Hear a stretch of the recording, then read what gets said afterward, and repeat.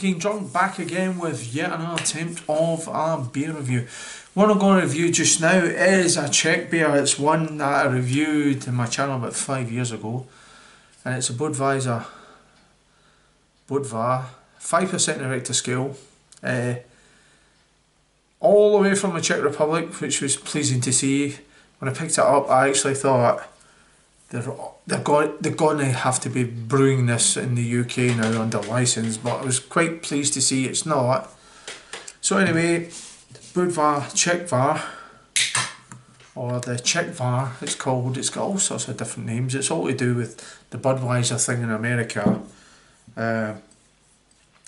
which these guys claim to be the original and the Americans stole it, and vice versa, and all that kind of stuff. So anyway, let's go in for the Budweiser Czech Var.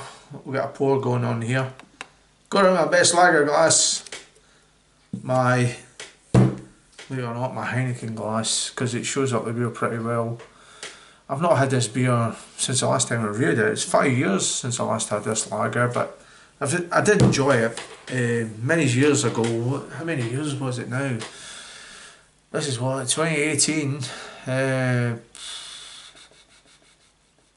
14 years since I was last in the Czech Republic, and I really did enjoy the beers on tap. Pilsner Oko, Budvar, really outstanding beers, fantastic. They've got all different variations of pour, variations of taste for one beer. If anyone's out there, you're a beer connoisseur, or you just like going out drinking lager, Prague, Czech Republic is one hell of a place to go. So anyway, here we have, it's just come out of the fridge, slightly more colder than what I would like it to be. Still got good carbonation, the head's dried a little bit. Going for aroma,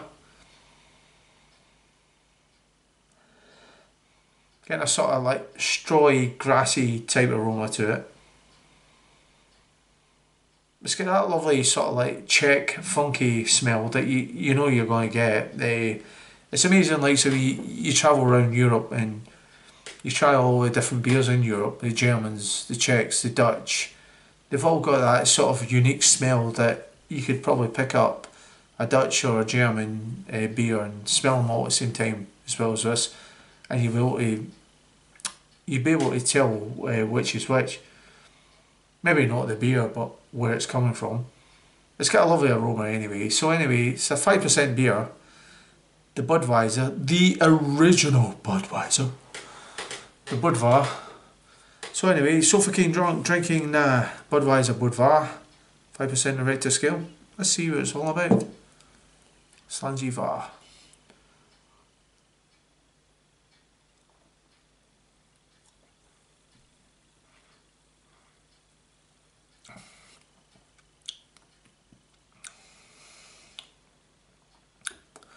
Very nice. It's very like light on the mouthfeel, very thin.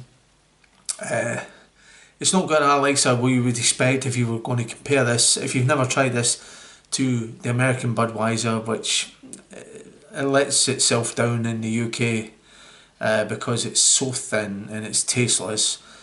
Budweiser, for me, when I was a pup, way back in the early 1980s, or the Budweiser we drank in Glasgow was all from America, and it was lovely. I quite liked it. It's one of those kind of laughed at beers, to be honest, that even Americans, a lot of Americans don't think too much about it, but Budweiser is very nice. But the stuff we get in the UK is pretty poor, but this, a totally different ball game altogether.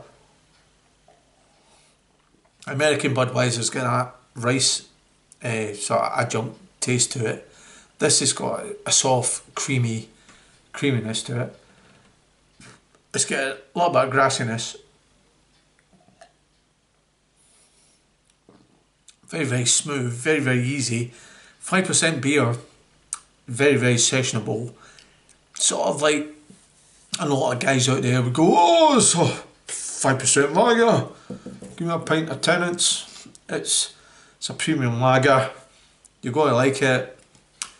It's one of those ones that it's a high-end lager. If you were a session lager drinker in the UK, you go out and you drink 8-10 pints, depending on your mass, on your body size, between 8 and 12 pints of lager and get a kebab.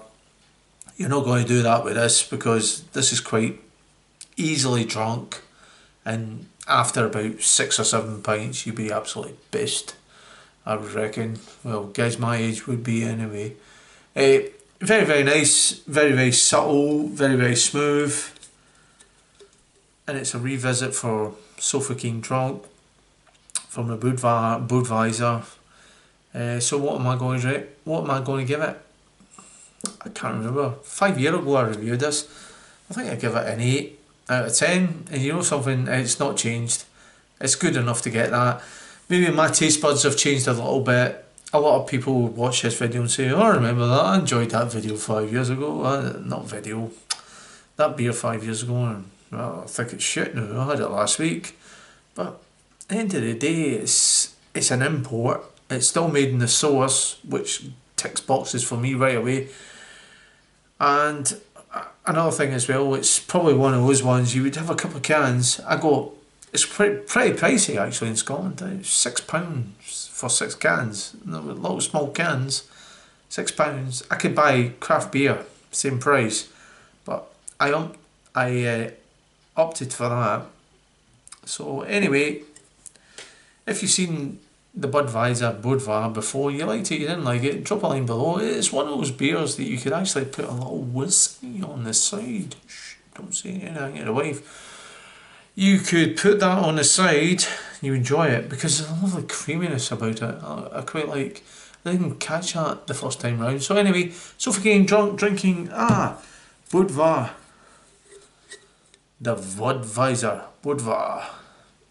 5% right to scale. You liked it, you didn't like it, drop a line below, and if not, So Fucking Drunk. Catch you on another beer review. Slangy Va, keep drinking the good chip lagers, mate.